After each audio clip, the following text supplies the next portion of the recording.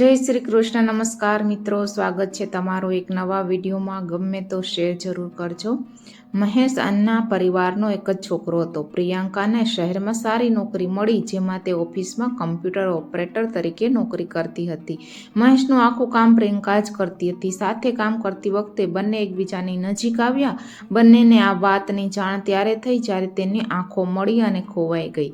પ્રિયંકા 20 વર્ષની છોકરી હતી અને મહેશ 28 વર્ષ પૂરા કરી ચૂક્યો હતો. મહેશને રૂપા પત્ની તરીકે ગામડાની સીધી સાદી છોકરી હતી. તે એક ઓછું ભણેલી છોકરી હતી. સાસુ અને સસરાએ વાતથી ખૂબ ખુશ હતા કે તે ફેશનથી દૂર રહીને કામમાં વ્યસ્ત હતી. મિત્રના વચનને કારણે મહેશ અને રૂપાના લગ્ન થયા હતા. લગ્ન કોઈ પણ દહેજ વગર થયા હતા. મહેશે શરૂઆતના 2 વર્ષ રૂપાને પસંદ કરી, પણ શહેરમાં રહેવાને કારણે અને સારી નોકરી હોવાને કારણે તેને રૂપામાં ઘણી ખામીઓ દેખાવા લાગી. જ્યારે માતાએ રૂપાને તેની સાથે શહેરમાં લઈ જવા કહ્યું ત્યારે મહેશે ના પાડી. મહેશે તેણીને તેણીનો પતિ હોવાનું ના કહ્યું. પિતાને કોઈ વાંધો નહોતો. તેને તો પોતાનો કમાઉ દીકરો જે કરે તે ઠીક લાગતું હતું. એને તો પૈસાથી જ મતલબ હતો અને મહેશ પ્રિયંકા સાથે લગ્ન કરવા માંગતો હતો. પિતાએ પ્રિયંકા સાથેના લગ્નને મંજૂરી આપી. રૂપાને પણ સ્પષ્ટ કહ્યું હતું કે શહેરમાં રહેવા માટે ગામડાની સામાન્ય સ્ત્રી નહીં, પણ શિક્ષિત અને ફેશનેબલ લાઈફ પાર્ટનરની જરૂર છે.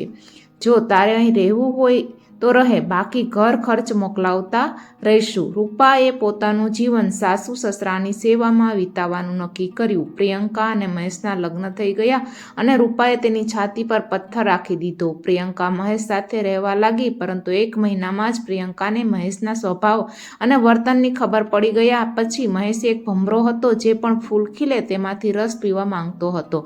પ્રિયંકાને ફટાણા નિર્ણયથી ખૂબ દુઃખ થયું અને પછી તે પણ દુઃખી થઈ. આ ઓફિસમાં કામ કરતી વખતે તેના માટે મહેશથી છુટકારો મેળવવો મુશ્કેલ હતો. પ્રિયંકાએ પોતાની ભૂલનું પ્રાયશ્ચિત કરવું હતું. જ્યારે સ્ટાફ સિલેક્શન કમિશને ઇન્કમ ટેક્સ ઇન્સ્પેક્ટરની જાહેરાત બહાર પાડી ત્યારે તેણે બધું જ પૂરું કરીને તૈયારીઓ શરૂ કરી દીધી. કમ્પ્યુટર પર સારો અભ્યાસ, કમ્પ્યુટરમાં નિપુણ હોવાના કારણે અને કરવેરાના પોતાના જ્ઞાનનો ઉપયોગ કરીને તે પરીક્ષામાં પાસ થઈ. જ્યાં સુધી મારી નોકરીમાં પસંદગી ન થઈ ત્યાં સુધી પ્રિયંકાએ મહેશ સમક્ષ પોતાની લાગણી વ્યક્ત કરી ન હતી. એક દિવસ એક છોકરી સ્પર્ધાત્મક પરીક્ષામાં સફળ થવા માટે માર્ગદર્શન મેળવવા પ્રિયંકાના ઘરે આવી. ત્યાં સુધીમાં મહેશ પણ ઘરે આવી ગયો હતો અને જ્યાં સુધી યુવતી ત્યાંથી નીકળી ન હતી ત્યાં સુધી રાજેશે તેની ઉપરથી નજર ઉતારી ન હતી. મહેશને તે છોકરી પર નજર નાખતા જોઈને પ્રિયંકા ગભરાઈ ગઈ. પ્રિયંકા રાત્રે થોડી ઉદાસ હતી. કારણ હતું મહેશનું વર્તન, પેલી છોકરી સાથેનું. મહેશ પેલી છોકરીની સુંદરતાના વખાણ કરવાનું ચાલુ કર્યું. આવા શબ્દો પ્રિયંકાને ઉદાસ કરી રહ્યા હતા. મહેશનો દરેક શબ્દ પ્રિયંકાને છીનવી રહ્યો હતો. મહેશે કહ્યું કે તારી ઈચ્છા હોય તો છોકરીને તારી ઓફિસમાં નોકરી અપાવી દે. પ્રિયંકાએ કહ્યું કે કોને? મહેશે કહ્યું તે યુવતીને સાંજે તને મળવા આવી હતી ને તેને. પ્રિયંકાએ કહ્યું તમે માત્ર ઓફિસના બોસ છો, સરકાર નથી જે દરેકને નોકરી આપી શકો. મહેશ કહે તને ખબર નથી કે મારો કેટલો પાવર છે. હું થોડી સેકન્ડમાં એક પોસ્ટ ઊભી કરી શકું તેમ છું. પ્રિયંકાએ કહ્યું તને ગમે તે કરતા રહો, મને ઊંઘ આવી રહી છે. આટલું કહીને લાઇટ બંધ કરી દીધા પછી પ્રિયંકાને ઊંઘ ન આવી, પણ તે ઉદાસ થઈને પડી રહી. આજે તેને સમજાયું કે જે વ્યક્તિ તેની પત્નીની સાથે ન હોઈ શકે તે બીજાનો કેવી રીતે થઈ શકે. ત્યારથી પ્રિયંકાએ આ દુર્વ્યવહારથી મુક્ત થવાનો પ્રયાસ શરૂ કર્યો અને બીજા શહેરમાં પોસ્ટ થયા પછી તેણે તેને સ્પષ્ટ શબ્દોમાં સંબંધ તોડવાનો નિર્ણય સંભળાવ્યો. મહેશે પ્રિયંકાને ઘણું સમજાવ્યું. તેણે તેના શહેરમાં ટ્રાન્સફર કરવાની ખાતરી પણ આપી, પણ પ્રિયંકાએ તેને સ્પષ્ટ કહ્યું કે મેં તને સારો અને પ્રામાણિક વ્યક્તિ ગણ્યો હતો, પરંતુ તું વાસના મૂર્તિ સમાન છો. જો તમે તમારી નિર્દોષ પત્નીને છોડતી વખતે એકવાર પણ વિચાર્યું નથી તો તમે મને છોડવા વિશે એકવાર પણ વિચારશો નહીં. જ્યારે તમને એક યુવાન અને સુંદર છોકરી મળશે તમે મને પણ છોડી દેશો. જો તમને થોડી પણ શરમ હોય તો તમારી પત્નીની માફી માંગીને સ્વીકારી લો તેને. મારા કારણે તેને દુઃખી થવું ના પડે. હું જીવનભર તેની ગુનેગાર રહીશ.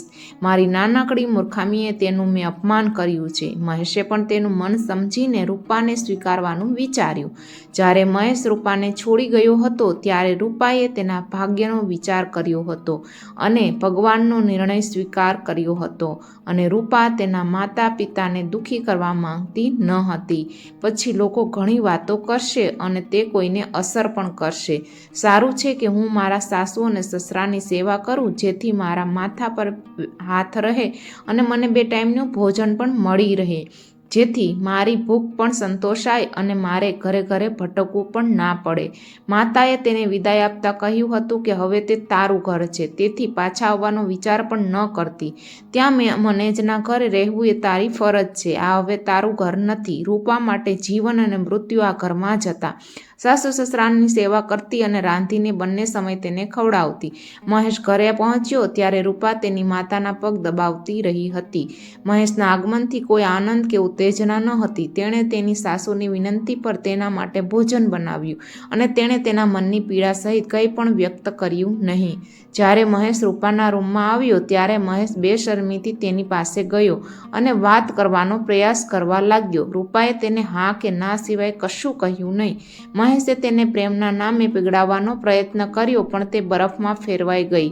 તેના દેખાવમાં નહીં પણ લાગણીઓથી. મહેશ તેના સારા મોંથી ઘણું બધું બોલી રહ્યો હતો, પણ પાછળથી મહેશે વિચાર્યું કે સવારે વાત કરીશું. તે તેના પિતા પાસે ગયો પોતાના સ્વાભિમાનની રક્ષા કરવા માટે. રૂપાએ પોતાના સ્વાભિમાન માટે શાંતિથી વિદાય લેવાનું શ્રેષ્ઠ માન્યું. માતા, મને માફ કરજો, હું તમારા ઉપદેશોનું પાલન કરી શકી નહીં. રૂપા રાતના અંધકારમાં આ ગામથી દૂર જવા માંગતી હતી. રાત આખી ચાલતી રહી અને થાક્યા વિના, અટક્યા વિના તેણે લક્ષ્ય વિનાની મંજિલ છોડી નહીં. તે ન તો કોઈ પ્રાણીથી ડરતી, ન તો કોઈ રાક્ષસથી. તેણી આગળ ને આગળ વધતી ગઈ. જંગલમાંથી બહાર આવ્યા બાદ સવાર સુધીમાં તે એક નાના ગામમાં પહોંચી ગઈ હતી. ત્યારે ત્યાં એક બસ ઊભી હતી. તે બસમાં ચડી અને મથુરાની નીચે ઉતરી. મથુરામાં ભટક્યા પછી તેણીએ કૃષ્ણનગરીમાં પોતાનું જીવન પસાર કરવાનું શરૂ કર્યું. કૃષ્ણની નગરીમાં સમય પસાર કરવા લાગી. હવે તેને કોઈની સામે કોઈ ફરિયાદ નહોતી. તે પોતાનું બાકીનું જીવન ભગવાન કૃષ્ણની ભૂમિમાં વિતાવવા માંગતી હતી. માતા પિતાને કોઈ પણ પ્રકારની મુશ્કેલી ઊભી કરવા માંગતી ન હતી. તેણે પોતાની જાતને ભગવાનને ભરોસે સોંપી દીધી. મહેશે સવારે ઉઠીને રૂપાને અવાજ કર્યો. કોઈ જવાબ ન આપતા તે રૂપાના રૂમમાં ગયો. ઓરડો ખોલ્યો અને ખાલી હતો. થોડીવાર રાહ જોઈ, કંઈ દેખાયું નહીં. તેથી માતાને પૂછ્યું, પરંતુ તેણીએ અહીં તહીંનું કહીને મામલો સમાપ્ત કર્યો. હજુ સુધી કોઈએ ચા પણ પીધી ન હતી. લાંબા સમય સુધી રૂપા ન દેખાય. ત્યારે તેણે પડોશમાં પૂછપરછ કરી, પણ ત્યાં રૂપા નહોતી. મહેશે રૂપાના રૂમની અંદર જોયું તો બધો સામાન, ઘરેણાં, કપડાં બધું જ એમ જ હતું. રૂપાએ પોતાની સાથે કોઈ સામાન લેવાનું યોગ્ય ન માન્યું. મહેશ તેના માતા પિતાને સમજાવ્યા બાદ શહેરમાં પાછો આવ્યો અને પ્રિયંકાને ફોન કર્યો કે તેની પત્ની રૂપા ઘર છોડીને જતી રહી છે. પ્રિયંકાએ તેને જવાબ આપ્યો અને કહ્યું કે તેણે તેને ઘણા સમય પહેલાં છોડી દેવાની જરૂર હતી. તે દેવીની મૂર્તિ તમારા જેવા નીચ વિચારવાળા વ્યક્તિ પાસે રહી શકે નહીં. તમે કોઈ કારણ વગર તેનું જીવન બરબાદ કરી દીધું હતું. તે માટે હું પણ દોષિત છું. મને પણ પસ્તાવો થાય છે. આજ પછી મને ફોન ના કરશો, કારણ કે મારે તારી સાથે કંઈ લેવા દેવા નથી. પ્રિયંકાએ કહ્યું, તમે એક કૂતરાની વાર્તા વાંચી હશે. મહેશે કહ્યું, મને યાદ નથી. પ્રિયંકાએ કહ્યું, એક કૂતરાને અડધી રોટલી મળી. તેને અલગથી ખાવાની ઈચ્છા થઈ, તેથી તેણે અડધી રોટલી લઈ લીધી અને નદીના કિનારે અહીં તહીં ભટકવા લાગ્યો. અને પાણીમાં પોતાનું પ્રતિબિંબ જોઈને તેને લાગ્યું કે તે પણ અડધી રોટલી ખાવી જોઈએ. તેથી જ્યારે તેણે મોં ખોલ્યું, રોટલી પાણીમાં વહી ગઈ અને તેને અડધી રોટલી પણ ના મળી. આ રીતે તમે મને પ્રેમમાં ફસાવી અને મારી સાથે લગ્ન કર્યા. મને ટૂંક સમયમાં સત્ય સમજાયું, જેના કારણે મેં પણ તમને હંમેશા માટે છોડી દેવાનું મન બતાવ્યું. આજે તારી પત્ની ઘર છોડી ગઈ છે અને હું પણ જઈ રહી છું. હવે તારી હાલત આ કૂતરા જેવી થઈ ગઈ છે, જેને કશું મળ્યું નથી. Good bye. Mahesh call disconnect કર્યો. મહેશની જ્યારે તેણે પોતાની સરખામણી કૂતરા સાથે કરી ત્યારે ખૂબ ગુસ્સો આવ્યો. તેના સ્વાભિમાનને ભારે ઠેસ પહોંચી હતી. મેં પ્રિયંકાને ફરી ફોન કર્યો, તેણે તો ફોન સ્વિચ ઓફ હતો. રૂપા 2-3 દિવસો સુધી ભટકતી રહી. તેણીનો દેખાવ સુંદર ન હતો, પરંતુ તે કદરૂપી પણ ન હતી. એક જગ્યાએ બેઠી લોકો તેને ભિખારી સમજી તેની થોડા સિક્કા આપ્યા. સાંજે જ્યારે રૂપા 50 રૂપિયા ભેગા કર્યા તેણીને ન તો પૈસા માંગવાનું પસંદ હતું અને ન તો તે કોઈની દયા પર નિર્ભર રહેવા માંગતી હતી. તે બજારમાં ગઈ, એક માટીનો ઘડો ખરીદ્યો, તેમાં પાણી ભર્યું અને એક ઝાડ નીચે બેઠી. તેણે યાત્રિકોને ઠંડુ પાણી પીવડાવવાનું શરૂ કર્યું. જ્યારે પણ ઘડો ખાલી થતો ત્યારે તેને નજીકના નળમાંથી પાણી ભરી દેતી. એ જ રીતે તે બધા રાહદારીઓને પાણી આપતી રહી. તેણીએ લોકોની સેવા કરવાનું શરૂ કર્યું. ભગવાન કૃષ્ણની નગરીમાં કોઈ પણ દુઃખી ન રહી શકે. જો તે કોઈ પુણ્યના કામમાં લાગી જાય તો રૂપા પણ હવે તેના બધા દુઃખ અને વેદના ભૂલી ગઈ. તેણીએ પ્રિયંકા અને તેના પૂર્વ પતિ મહેશનો આભાર માન્યો કે જેના કારણે તે આ શહેરમાં આવીને સેવા કરી શકી. રૂપા ભગવાન કૃષ્ણનો આભાર માને છે કે તેણે જે કર્યું તે સારું છે. તે સાંજ સુધી આમ કરીને અને કોઈ ધર્મશાળામાં પેટ ભરતી અને ત્યાં રહેતી. થાકને કારણે તેને સારી ઊંઘ પણ આવી જતી. રૂપાના દિવસો સારા જઈ રહ્યા હતા. હવે તેને છતની પણ જરૂર નહોતી, પેટ ભરવાની પણ ચિંતા નહોતી. હવે તે મુસાફરોને પાણી આપીને સંતુષ્ટ કરી દેતી. જો કોઈ રાહદારી કંઈ પણ સિક્કા આપે તો તેણી તે ગળામાં નાખી દેતી. ક્યારેક રાતે તે સત્સંગ અને ભજન સાંભળતી, કારણ કે તે ન તો સત્સંગમાં ગઈ હતી કે ન તો તેણે ભજન ક્યારેય સાંભળ્યા હતા. જીવન સંપૂર્ણ સંતોષકારક બની ગયું હતું. રૂપાને જીવનનું સાચું સ્વરૂપ સમજાઈ ગયું હતું. રૂપા રાત્રે વિચારતી હતી કે માનવ જીવન શું છે? અમે જન્મ્યા છીએ અને બાળપણના 2-4 વર્ષ આમ જ પસાર થઈ જાય છે.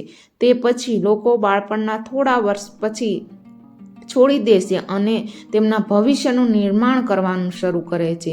ભવિષ્યના નિર્માણને કારણે આપણે આપણું જીવન જીવવાનું ભૂલી જઈએ છીએ. લગ્ન અને બાળકો વિશે વિચારવા લાગીએ છીએ. ત્યાર પછી તેઓ ખાલી હાથે પાછા ફરવાનું થાય છે અને કોણ જાણે ક્યાં જાય છે. આટલા વર્ષોમાં તને શું મળ્યું? ન તો કાંઈ લીધું, ન પાછું લઈ શક્યા. જ્યારે તમારે ખાલી હાથે જવું પડે છે તો પછી આટલું પૈસા પાછળ કેમ ભાગવું અને આટલી મગજમારી શાની? બીજાને કેમ છેતરો છો? શું આ લોકોની સંપત્તિ હંમેશા તમારી સાથે રહેશે? જો નહીં તો લોકો શા માટે તેમનું જીવન આટલું જટિલ બનાવે છે? તો લોકો શા માટે આરામથી અને શાંતિથી જીવતા નથી? પશુઓને પણ આટલી બધી તકરાર નથી હોતી કે તેઓ પોતાના સ્વાર્થ માટે કોઈની હત્યા કરે અથવા પોતાના સ્વાર્થ માટે સંબંધો ભૂલી જાય. પશુઓમાં પણ લાગણી હોય છે, તે હજી પણ ઓળખે છે, પરંતુ મનુષ્ય આવું કરતા નથી. તેઓ પોતાના ફાયદા માટે સંબંધો જાળવી રાખે છે. બીજા માટે જીવતા લોકો બહુ ઓછા જોવા મળે છે. મેં કોઈ ખરાબ કાર્યો પણ કર્યા નથી, તેમ છતાં મારા પતિએ ફરીથી લગ્ન કર્યા. રૂપાની વિચારસરણીમાં તે સ્થળ અને સમયના વાતાવરણનો પ્રભાવ હતો. આપણે જે વાતાવરણમાં રહીએ છીએ તે પ્રમાણે જ વિચારીએ છીએ. રૂપા એક ધર્મશાળામાં રહેતી હતી. જો તેણીને ક્યાંકથી 2 રોટલી મળી જાય તો તે ખાઈ લેતી, નહીં તો તે ભગવાનની ઈચ્છા સમજીને સંતોષ પામીને સૂઈ જતી. પણ હજી સુધી એવું બન્યું ન હતું. તેણે જે કાંઈ પૈસા મળતા તે તેને ધર્મશાળામાં દાનમાં આપી દેતી, જેથી તેનો ઉપયોગ યાત્રાળુઓ માટે થાય. તે રસોઈમાં પણ મદદ કરતી. ત્યાં સમાજની કેટલીક ધર્મશાળાઓ હતી, પણ રૂપા તેની જગ્યા પાસેની ધર્મશાળામાં જ રહેતી હતી. હવે તેમના જીવનનો હેતુ મુસાફરોની સેવા કરવાનો હતો. રૂપાની દિનચર્યા એકદમ વ્યવસ્થિત બની ગઈ હતી. તેનું ભાગ્ય તેને તે જગ્યાએ લઈ આવ્યું જ્યાં કૃષ્ણ બાળપણમાં રમ્યા હતા. આનાથી મોટો આશીર્વાદ શું હોઈ શકે? ભગવાનની કૃપાથી જ બધું શક્ય બન્યું. જ્યારે કમળ જેવું શરીર અને કોમળ શરીર ધરાવતો ધનવાન માણસ કૃષ્ણની ભક્તિમાં તલ્લીન જોવા મળે છે. જ્યારે પણ તેણી તેમને મુસાફરી કરતા જોતી ત્યારે તેણી તેમની સેવા કરવા માંગતી. પાણી આપવાનું અને પાણી આપવા સિવાયનું કામ તેને કરવું જોઈએ. તેનો થાક દૂર કરવાનો કોઈ ઉપાય નહોતો. તેની માનસિક સ્થિતિ ઘણી બગડી ગઈ હતી. પ્રિયંકાના વિચારોને વારંવાર તે યાદ કર્યા કરતી, નિરાશ થયા કરતી. હવે તેને રૂપા ભૂલવા લાગી હતી. આ બાજુ મહેશની પરિસ્થિતિ ખરાબ થવા લાગી હતી. જ્યારે ચારે બાજુથી રસ્તા બંધ થઈ જાય છે ત્યારે વ્યક્તિ બેચેન થવા લાગે છે. મહેશની માતા પહેલેથી જ તેના પર ગુસ્સે હતી, કારણ કે તેણે બીજા લગ્ન કરી રૂપાને ભારે નુકસાન પહોંચાડ્યું હતું. પિતાને જરાય પરવા ન હતી, પૈસાની ચિંતા હતી ખાલી. મહેશ નોકરીમાં ધ્યાન આપતો ન હતો. તેના દુઃખને દૂર કરવા તેણે દારૂનો આશરો લીધો. તે આખો સમય દારૂના નશામાં રહેતો હતો. દારૂ પીને ક્યારેક ઓફિસે પણ જતો. એક દિવસ તે પીધેલ હતો ને રસ્તામાં ચાલ્યો જતો હતો ત્યારે તેનું રોડ એક્સિડન્ટ થયું અને ડ્રાઈવર વાહન છોડીને ભાગી ગયો, પરંતુ તેની પાસે ઊભેલા લોકો તેને હોસ્પિટલમાં લઈ ગયા હતા. દારૂના નશાને કારણે તેને દુખાવો થતો ન હતો, પરંતુ તેનો હાથ તૂટી ગયો હતો, તેને ફ્રેક્ચર થઈ ગયું હતું. તેનો હાથ સીધો થતો ન હતો અને થોડા સમય પછી તેમની સારવાર શરૂ કરવામાં આવી અને તેને હોસ્પિટલમાં દાખલ કરવામાં આવ્યો. તે 3-4 દિવસ સુધી ઓફિસ નહોતો ગયો. મહેશને આજે ખબર પડી કે ખરાબ કર્મોના પરિણામ હંમેશા ખરાબ જ આવે છે. દવાખાનાના એ 3-4 દિવસ દરમિયાન મહેશને ઘણા વિચારો આવ્યા હતા. હોસ્પિટલમાંથી છૂટ્યા પછી તે પોતાના ઘરે ગયો અને કાલથી નિયમિત રીતે નોકરી પર જવાનું નક્કી કર્યું. આજે મહેશ ઘણી ખરાબ ટેવો છોડી દીધી હતી. આ બધા ખરાબ ગુણોથી દૂર રહેવાનું તેણે નક્કી કર્યું હતું. સવારે ઓફિસ પહોંચીને અને આટલા દિવસો ગેરહાજર રહેવાના કારણે મેડિકલ લીવ લીધા પછી તે પોતાની ભૂલો માફ કરવા ભગવાન કૃષ્ણના ચરણોમાં જઈને આવતીકાલે નવું જીવન શરૂ કરવા માંગતો હતો. મહેશ 3 દિવસની રજા લઈને બીજા દિવસે સવારે ગોવર્ધન જવા નીકળી ગયો. અગાઉ મહેશ ન હતો ભગવાનમાં માનતો ન હતો, ન તો તેણે ક્યારેય આવા પવિત્ર સ્થળની મુલાકાત પણ લીધી હતી અને ન તો તેણે ક્યારેય કોઈ ધાર્મિક સ્થળની યાત્રા કરી હતી. આજે જીવનમાં પહેલીવાર તેને ઈશ્વરના અસ્તિત્વમાં વિશ્વાસ હતો. આજે પહેલીવાર તે કોઈ ધાર્મિક સ્થળ પર ગયો હતો. એક બાજુ રૂપા મુસાફરોને ઠંડુ પાણી આપીને પોતાની ફરજ નિભાવી રહી હતી. તેને તેના પતિ આ ભીડમાં દેખાયા. મહેશ ઉઘાડ પગુ હતો, લંગડાતો હતો અને ધીમે ધીમે ચાલતો હતો. ચાલતી વખતે પણ તે મનમાં શ્રી કૃષ્ણનું ધ્યાન કરતો હતો. તરસથી પરેશાન મહેશે એક મહિલાને પાણી આપતી જોઈ અને તે થોડી ઝડપથી ચાલવા લાગ્યો. રૂપાએ તેની પાસેથી બચવાનો રસ્તો વિચાર્યો અને મહેશ આવે તે પહેલાં એક મુસાફરને ત્યાં ખાલી ઘડા સાથે બેસાડી પાણી ભરવા ચાલી ગઈ. રૂપા દૂરથી ઝાડની છાયા નીચે બેઠી દૂરથી તેને જોતી રહી. અડધા કલાક પછી મહેશ પાછો ચાલવા લાગ્યો. થોડા સમય પછી રૂપા પોતાના કામમાં લાગી ગઈ. મહેશને એક ઝલક મળી કે જે વ્યક્તિ હમણાં જ પાણી ભરવા ગઈ હતી તે તેની પૂર્વ પત્ની રૂપા હતી. પોતાની શંકા દૂર કરવા તેણે ત્યાં અડધો કલાક રાહ જોઈ, પણ રૂપા તેની સામે આવી ન હતી. મહેશ પ્રથમ વખત આવી યાત્રા પર નીકળ્યો હતો, તેથી તે ખૂબ જ ઝડપથી થાકી ગયો અને ધર્મશાળામાં આરામ કરવા લાગ્યો. આવતીકાલે સવારે બાકીની મુસાફરી શરૂ કરવાનું વિચારીને તેણે બાકીનો દિવસ ધર્મશાળામાં વિતાવવાનું નક્કી કર્યું. સાંજે એ આ ધર્મશાળામાં ચાલતા ભંડારામાં જમ્યો અને સૂઈ ગયો. રૂપાએ પણ સાંજે પોતાનું કામ પૂરું કર્યું. આજે તેને 150 રૂપિયા મળ્યા હતા, જે તેણે ધર્મશાળામાં દાન પેટીમાં જમા કરાવ્યા. રૂપાએ ભોજન લીધું અને તેની સાદડી લઈને અલગ ટેરેસ પર ગઈ. રૂપાના કાનમાં ભગવાન શ્રી કૃષ્ણના નાટકો સંભળાતા હતા. ટેરેસ પર ગયા પછી થાકને લીધે તે સૂઈ ગઈ. જ્યારે સવારે 5 વાગ્યે જાગી અને દિનચર્યા કરવા બાથરૂમમાં ગઈ ત્યારે તે બાથરૂમની નજીકથી પસાર થઈ ત્યાં મહેશ સામે મળ્યો. તે બાથરૂમમાંથી બહાર આવતો હતો. વ્યક્તિ ગમે તેટલા પ્રયત્નો કરે, ભગવાનની રમતની સામે બધું નિષ્ફળ જાય છે. રૂપા મહેશ સાથે પણ એવું જ થયું. રૂપા મહેશની સામે આવવા માંગતી ન હતી, પરંતુ ભગવાને કંઈક બીજું જ ધાર્યું હશે. મહેશે રૂપા સામે જોયું. મહેશની આંખમાં માફી સ્પષ્ટ દેખાતી હતી. રૂપા બોલ્યા વિના તેની પાસેથી પસાર થઈ ગઈ. તેણી તેના નિર્ધારિત સ્થળે ગઈ. મહેશને પસ્તાવા સિવાય કશું દેખાતું નહોતું. હવે મહેશ રૂપાને મળ્યા વિના વધુ મુસાફરી કરવા માંગતો ન હતો. સ્નાન કર્યા પછી તે ધર્મશાળાના સંચાલકને મળ્યો અને તેની સાથે વાત કરવા લાગ્યો કે શું તે મહિલા પ્રવાસી જેવી લાગે છે. મહારાજે મહેશને કહ્યું, બાબાએ કહ્યું તે પ્રવાસી નથી, મુસાફરોની સેવા કરવા જાય છે. તે અભાગણી છે, બિચારી જેમનું કોઈ નિશ્ચિત નિવાસ નથી અને કોણ જાણે ક્યાં ગુનાની સજા ભોગવી રહી છે. જે પણ પૈસા મળે તે ગરીબ મહિલા દાન પાત્રમાં મૂકે છે. તે મુસાફરોની સેવા માટે ઘણું બધું કરી રહી છે. ભગવાન જાણે છે કે તેઓ તેની સાથે કઈ રમત રમી રહ્યા છે. મહેશ કહે, બાબા, તેનું કોઈ ઠેકાણું નથી? કોઈ તેને મળવા આવે છે? શું? બાબાએ કહ્યું, 1 વર્ષ થઈ ગયું પણ તેને મળવા કોઈ આવ્યું નથી. પણ તમે મને આ બધું કેમ પૂછો છો? મહેશ કહે, બાબા, હું તેનો અસલી ગુનેગાર છું. મારા જેવા પાપીને કારણે તે પીડામાં ભટકતી રહે છે. મારી ભૂલને કારણે તેણે તપસ્વીની જેમ જીવન જીવવું પડે છે. બાબા બોલ્યા, તમે કોણ છો? મહેશે કહ્યું, હું તેનો પતિ હતો, પરંતુ મારી મૂર્ખતાને કારણે મેં તેને ગુમાવી દીધી. આજે હું ભગવાન શ્રી કૃષ્ણ આશ્રયે તેને શોધવા માટે જ આવ્યો છું. લોકોની કૃષ્ણમાં અતૂટ શ્રદ્ધા છે અને આ શ્રદ્ધા ખાતર હું પણ મારા પાપોની માફી મેળવવા આવ્યો છું. હવે હું તેને ઘરે લઈ જઈશ. બાબા કહે છે કે તે તમારી સાથે આવશે? મહેશે કહ્યું, શ્રી કૃષ્ણ ઈચ્છે તો અશક્ય પણ શક્ય બની જશે.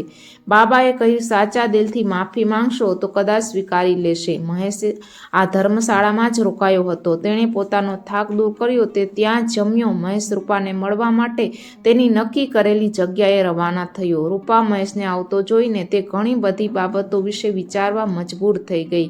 રૂપા હવે તેના મનમાંથી તેના અવગણો અને પોતાના અપમાનને દૂર કરી ચૂકી હતી. તે જાતને પ્રભુ પર નિર્ભર છોડી દીધી હતી. પ્રભુની જે ઈચ્છા હશે તે થશે, તો હું શા માટે કંઈ પણ વિચારીને મારું મન વિચલિત કરું? મહેશ આવીને રૂપા પાસે બેસી ગયો. કોઈ વાતચીત નહીં, કોઈ એક સાંભળ્યું કે કંઈ કહ્યું નહીં. જ્યારે ઘડો ખાલી થઈ જતો ત્યારે તે પોતે જઈને ભરી દેતો. યાત્રીઓની સામે રૂપા તેને કંઈ પણ કહીને ડ્રામા સર્જવા માંગતી ન હતી. તે ચૂપ રહી. સાંજ સુધી મહેશ મુસાફરોને પાણી પીવડાવવામાં મદદ કરી રહ્યો હતો. રૂપા તેની નિર્ધારિત ધર્મશાળામાં રહેવા ગઈ હતી, પરંતુ આજે મહેશને ધર્મશાળા ગયો ન હતો. નજીકના સ્થળે રાસલીલા જોતા જોતા ત્યાં જમીને બેન્ચ પર સૂઈ ગયો. કોઈ કામ કરવાનું ન હોય ત્યારે પણ પેટ ભરવું ખૂબ જ જરૂરી છે. દુનિયામાં આ એકમાત્ર પેટ છે અને આ પેટ માટે માણસે આખી જિંદગી પીડામાં ભટકવું પડે છે. જો પેટ ન હોત તો આટલી દોડધામ અને લડાઈ ના થઈ હોત. મહેશ સવારે ઉઠ્યો અને પોતાની દિનચર્યા કર્યા પછી ભગવાન કૃષ્ણની પૂજા કરી અને રૂપા પાસે ગયો. આજે રૂપા દેખાતી ન હતી. મહેશ તેની રાહ જોતો હતો. તેની જગ્યાએ મહેશ પોતે મુસાફરોની સેવા કરવાનું નક્કી કર્યું. તેને પીવા માટે પાણી આપ્યા પછી તેણે ત્યાં જ કામ કરવાનું ચાલુ રાખ્યું. આજે રૂપા આખો દિવસ ધર્મશાળામાં જ રહી. ધર્મશાળાના સંતે તેને બોલાવી અને તેની આખી વાત સાંભળવાની ઈચ્છા વ્યક્ત કરી. રૂપાએ જણાવ્યું કે કોઈ પણ કારણ વગર તેના પતિએ તેને છોડીને બીજી સ્ત્રી સાથે પ્રેમનો ઢોંગ કરીને બીજી સ્ત્રી સાથે લગ્ન કરી લીધા. હવે હું મારું ભાગ્ય સમજીને મેં સ્વીકારી લીધું અને મેં સાસરિયાઓની સેવાને પોતાનો ધર્મ માનતા ત્યાં રહેવા લાગી. મને જીવનમાં ધનની કોઈ ઈચ્છા નહોતી. હું માત્ર ઘરના કામથી જ સંતુષ્ટ હતી. પણ મારા પતિની નવી પત્નીએ તેને છોડીને બીજા કોઈ સાથે લગ્ન કરી લીધા. નવી પત્નીએ તેને છોડી દીધો. તે પછી મહેશ મને પાછી લેવા માંગે છે. મેં તેની ઈચ્છા નકારી કાઢી અને અહીં આવી ગઈ. સંતે કહ્યું, આગળનો વિચાર શું છે? રૂપાએ કહ્યું, મતલબ? સાધુએ કહ્યું, તમે અહીં રહેવાનું વિચારી રહ્યા છો કે તમારે ઘર અને દુનિયાની સંભાળ રાખવા માંગો છો? ભગવાન જે ઈચ્છે તે. રૂપાએ કહ્યું, જો કે હું ક્યારેય પાછા ન આવવાનો નિર્ણય સાથે જ અહીં આવી હતી, પરંતુ મહેશની આંખોમાં પસ્તાવા સિવાય કંઈ જ દેખાતું નથી. ત્યારથી મારું મન અસ્વસ્થ થઈ રહ્યું છે. આજે કશું જ યોગ્ય લાગતું નથી. હા, અને નાનો સમય છે, પણ હું કોઈ નિર્ણય લઈ શકતી નથી. હું એક બાજુ વિચારું છું, આવી ઘટનાઓ દરેક ઘરમાં બનતી રહે છે અને છતાં જીવનની દોડધામ ચાલુ જ રહે છે. જે થયું તે ભૂલી જાઓ અને તારા પતિને માફ કરી તેના માતા પિતાની પહેલાંની જેમ સાસરીઓની સેવા કર, જેથી તેમનું જીવન સરળ બને. તેની ભૂલ થઈ ગઈ અને અમારી લડાઈમાં તેમને શા માટે સજા થવી જોઈએ? કેટલીક વાર હું વિચારું છું કે તમામ જોડાણો અને ભ્રમણા છોડીને હું અહીં સારો સમય પસાર કરી રહી છું. ભગવાનનું શરણ લેવાથી જ મોક્ષ થશે. સંત કહે છે, પુત્રી, તમારા મન અને તમારા આત્માની વાત સાંભળો. તમારું હૃદય જે કહે તે ફક્ત તમારા સાચા હૃદયમાં જ માનો. માનસિક શાંતિ માટે તેણીએ પદયાત્રા માટે અન્ય યાત્રાળુઓ સાથે ગોવર્ધન જવાની શરૂઆત કરી. જ્યારે તેનું મન વ્યસ્ત હતું ત્યારે તેને પણ શાંતિ મળી. લગભગ 2 વર્ષથી અહીં રહે છે, પણ રૂપા પહેલી વાર પગપાળા યાત્રા કરી રહી હતી. ખૂબ જ રાહત અનુભવતી હતી. મનની લાગણીઓ સારી થઈ રહી હતી. કોઈ પણ પ્રકારની શંકા ન હતી. આજે રૂપાને ખબર પડી કે શા માટે લાખો લોકો બધું ભૂલીને ખુલ્લા પગે યાત્રા કરે છે. હજારો લોકો 24 કલાક પગપાળા યાત્રા કરે છે. રૂપા યાત્રા કરી રહી હતી ત્યારે તે જગ્યાએ આવી જ્યાં તે મુસાફરોને પાણી આપતી હતી. મહેશ મુસાફરોની સેવા કરવામાં વ્યસ્ત હતો. રૂપા થોડીવાર આરામ કરીને આગળ વધવા માંગતી હતી, પણ મહેશે રૂપાને જોઈને તે જગ્યા છોડી દીધી. રૂપાએ પોતાનું કામ સંભાળી લીધું અને બાકીની પરિક્રમા ફરી કરીશ એવું વિચાર્યું. ધર્મશાળામાં મહેશ ત્યાં જ રોકાયો જ્યાં રૂપા રહેતી હતી. મહેશે પોતાની ભૂલ સ્વીકારી લીધી હતી. રૂપા પોતે નિર્ણય લેવાની સ્થિતિમાં ન હતી. મહેશ છેલ્લી વાર મળવા માટે સાંજે રૂપા પાસે પહોંચ્યો. મહેશે કહ્યું, તું મને ક્ષમા નહીં કરે? રૂપા બોલે છે, ક્ષમા તમે ભગવાન પાસેથી માંગો. આપનો તો સંબંધ નથી. તારી સાથે જે સંબંધ હતો તે તમે જાતે જ તોડી નાખ્યો. મહેશે કહ્યું, લગ્નનો સંબંધ જન્મનો હોય છે. એકબીજાની ભૂલો માફ કરવી જોઈએ. રૂપા ચૂપ રહી અને મહેશ ધર્મશાળાના ટેરેસે ગયો. ઘણા પદયાત્રીઓ ત્યાં આરામ કરતા હતા. રૂપા થાકી ગઈ હતી, પણ તેની આંખમાં ઊંઘ નહોતી. તેને પોતાનો ભૂતકાળ યાદ આવ્યો. પરીક્ષા પૂરી થઈ હતી અને તમામ છોકરીઓ પિકનિક પર જાય છે અને આ ઉંમર એવી હોય છે કે જેમાં ખરું ખોટું દેખાતું નથી. અમરવેલની જેમ તે પોતાની જિંદગીના નજીકના કોઈપણ આધારમાં આશ્રય શોધે છે. તેની પિકનિકના ઘણા છોકરા છોકરીઓ નદીનું ઝરણું જોઈ રહ્યા હતા. રૂબી પાણીના કિનારે ઊભી હતી ને લપસીને પડી જવાની હતી ત્યારે એક છોકરાએ તેને પકડી લીધી અને રૂપા જીવન બચાવનારાના હાથમાં હતી. તેણે આનંદ અનુભવ્યો. રૂપાએ તેના હાથોમાં આનંદની લાગણી અનુભવી. રૂપા તે છોકરાથી પ્રભાવિત થાય છે અને તેનું હૃદય તેને આપી દે છે. તેનું નામ વિક્રાંત હતું અને તે ખૂબ જ આકર્ષક વ્યક્તિત્વ ધરાવતો હતો. બંને એકબીજાની લાગણીમાં ડૂબી ગયા. પિકનિક સમાપ્ત કર્યા પછી રૂપા વિક્રાંત સાથે ફોન પર વાત કરતી રહી. બંનેએ દુનિયાની ગુપ્ત રીતે મળવાનું નક્કી કર્યું અને શરૂ કર્યું. ગેરસમજને કારણે રૂપાએ વિક્રાંતને બધું જ સોંપી દીધું હતું, જેના પરિણામે રૂપા લગ્ન પહેલાં જ માતૃત્વ સુખ પ્રાપ્ત કરવામાં સક્ષમ બની ગઈ હતી. રૂપાને વિક્રાંત પર વિશ્વાસ હતો, તેથી જ જ્યારે તે 3-4 મહિનાની ગર્ભવતી હતી ત્યારે તેણે કોઈને કહ્યું ન હતું અને તે કોઈની સામે આવવા માટે યોગ્ય ન હતી. તેના લગ્નને કારણે વિક્રાંતની મુશ્કેલીઓ વધી અને તેણે તેની સાથે લગ્ન કરવાની ના પાડી દીધી. રૂપાએ તેને તે જ નદી કિનારે બોલાવ્યો અને વિક્રાંતને ધક્કો માર્યો.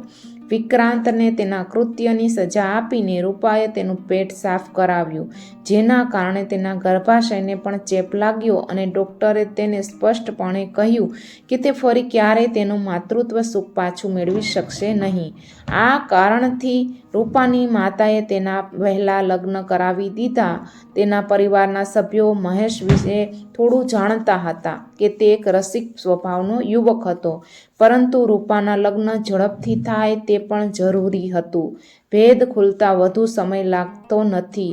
લગ્ન સમારોહમાં બેસતા પહેલા રૂપાએ શપથ લીધા હતા કે તે ક્યારેય કોઈને ફરિયાદ કરવાનો મોકો નહીં આપે. સાસુ સસરાની સેવા કરીને એના પાપોનું પ્રાયશ્ચિત કરશે. રૂપાએ મહેશને કંઈ કહ્યું નહીં, પણ ઘર છોડીને અહીં આવી ગઈ.